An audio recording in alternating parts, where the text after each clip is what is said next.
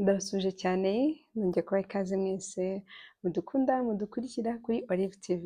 Uyu munsi ngiye kubabwira ibimenyetso bitatu bishobora kukwereka yuko umwana afite autisme.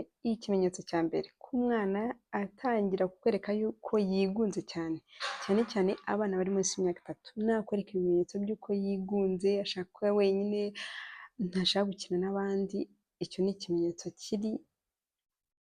kitari cyiza ku mwana, cyane cyane uri munsi y'imyaka 3, cyane yuko bo ni abana bagomba kuba very interactive, bakina, basakuza, they play. Ibyo rero igihe atabikora agashaka kuba wenyine, kwigunga, kumva nta kindi kintu ashaka, ni ikimenyetso cya mbere cy'uko umwana ashobora kuba afite autisme. Ikindi kimenyetso cya kabiri ni ugukora ikintu repetitive action, gukora ikintu gisubiramo inshuro nyinshi. Tuvuge urugero, ashaka kuba afite udutabo akagenda tugerekeranya,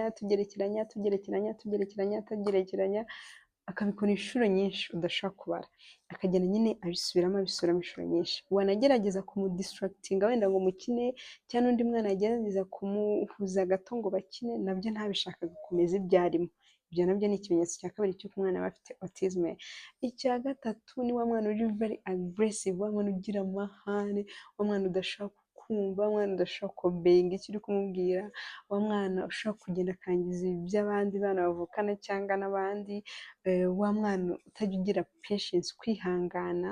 Tuvuge ni wa mwana abwira ngo hagarara ahangaha, hagarara, no, like, cyangwa tuvuge nimba yiga, ni wa mwana, nimba abandi bari mu ishuri warasohoka, nimba abandi, ni ukuvuga ngo like, ni wa mwana utashaka kuba ahandi hari n'abandi bantu.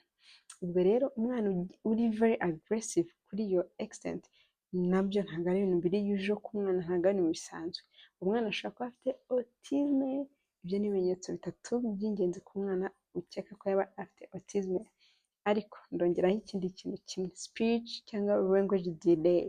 Ubundi abana buri uko umwana akura hagenda habaho some development in terms of language.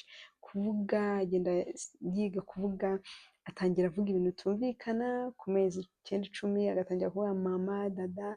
Ku mezi 15 abasha nyine kuba yagenda avuga some words.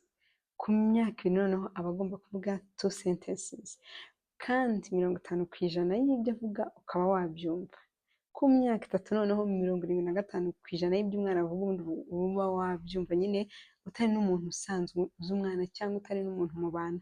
Rero icyo gihe iyo umwana atabikora bivuga yuko afite n'ibyo bindi byose nababwiye, nubwo bwose hari ibimenyetso byinshi, hari screening tools bakoresha kugira ngo bemeze ko umwana afite autisme, ariko afite bimwe muri ibyo bimenyetso mvuze, byihutirwa ko umwana bamugeza kwa muganga, bakamuscreeninga, bakamukurikirana, bakaguha ubujyanama kugira ngo umufashe nyine umwana. Ibyo ngibyo. Thank you so much. Ariko don't forget kujya kuri YouTube channel Olive TV, ukore subscribe, ukore like, ukore comment. Uzaba uduhaye umusanzu ukomeye. Bye bye.